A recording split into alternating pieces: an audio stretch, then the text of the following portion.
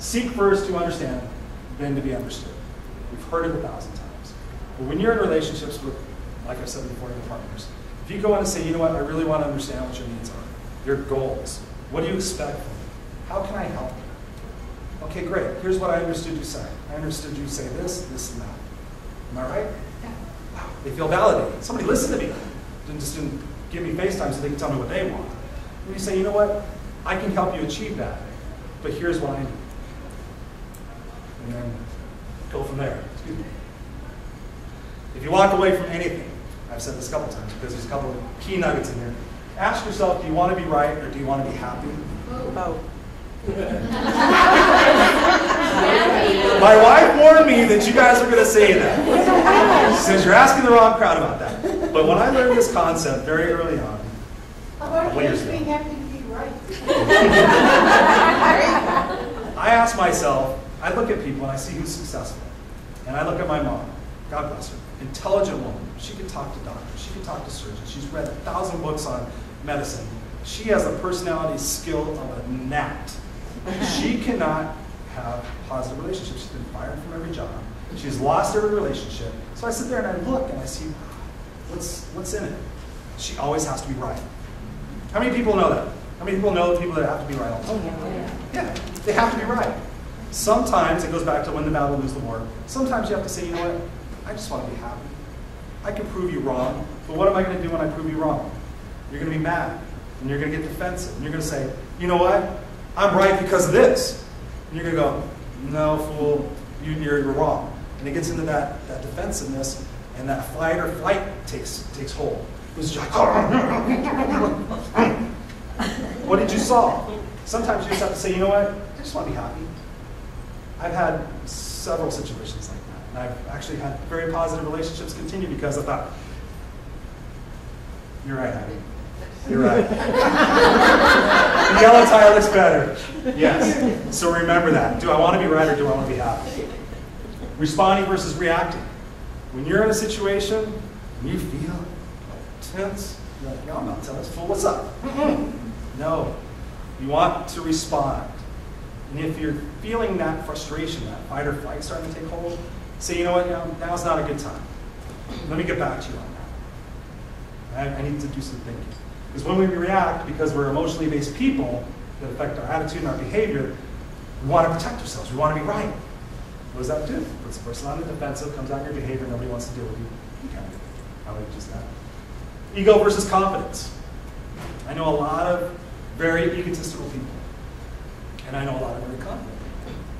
And I know a lot of people who don't have any confidence at all, which is sad. I try to help them as much as I can. But be careful if you are known for being egotistical. If you're known for having that, it's okay, we can put it in check. It's never too late.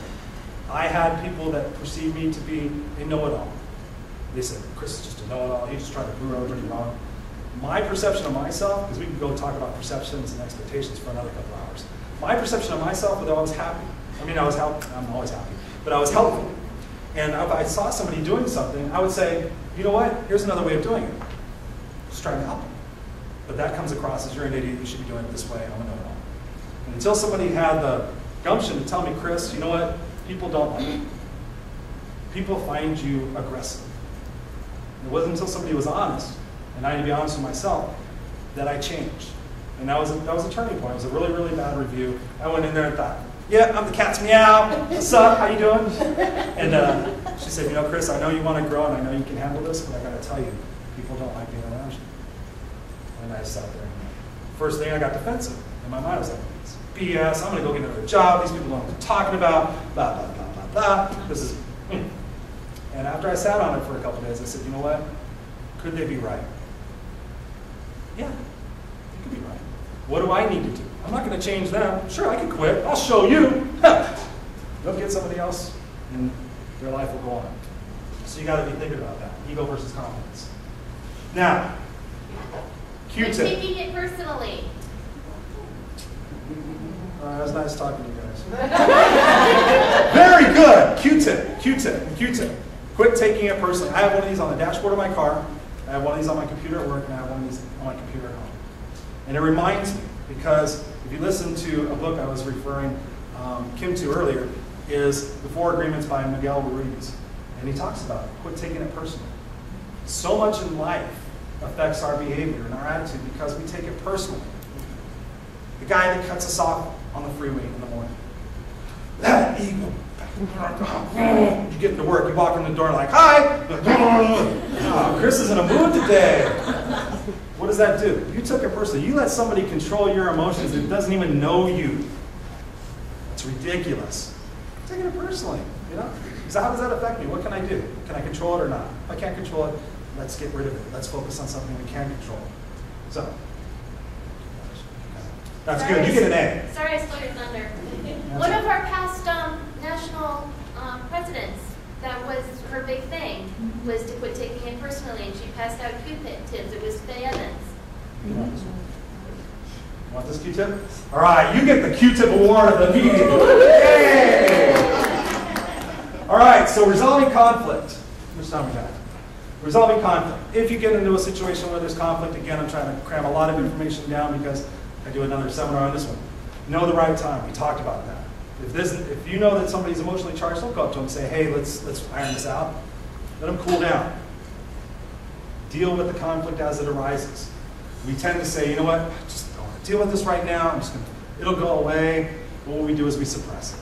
And we suppress it. And we suppress it. It's like a pressure cooker. Somebody just goes up, hi, and just, I'm so tired of the way you say hi. I don't like the way you chew. I don't like the way you chew. That's another story I can tell you offline. No dirty laundry. No matter where you're at, what you're doing, loved ones, kids, business associates, don't bring up what happened 2 years ago. Don't bring up what happened in 1972. You've always been doing this. You never do this. I could cite all these examples. What do we do? We start to shut down. Okay, that's how you view it. What about all the good things? What about that? Don't deal with dirty laundry. And do not generalize. Don't say, this is all the time. Problems, not people. We tend to focus on the person. Look what you did to me. Look what you've done to this. No, let's say the problem. What's the problem? Okay, the problem here is that we're not communicating. We are not communicating. How can we fix that? How can I compromise to get you what you need? Help me understand what it is that you want, that you need. Things we talked about before. Take a walk. I have been known to be very reactionary when I was younger. And I sat there and said, you know what? I'm just going to take a walk. If I come back and it's still important, then I'll deal with it. But chances are I'll be a little bit more calm. So take a walk. Don't be defensive. If somebody comes to you and says, you know what? Jacoba, I've got a problem. And here's how I'm feeling when this happens when you do this. If you're defensive, well, not my problem how you feel when I do something. No, I'm sorry. What can I do? Talk about it. Don't be defensive because then that makes the other person defensive. Then you just get into an uproar, and then what do you got? You have to deal with it sooner or later, so might as well think about when the right time is.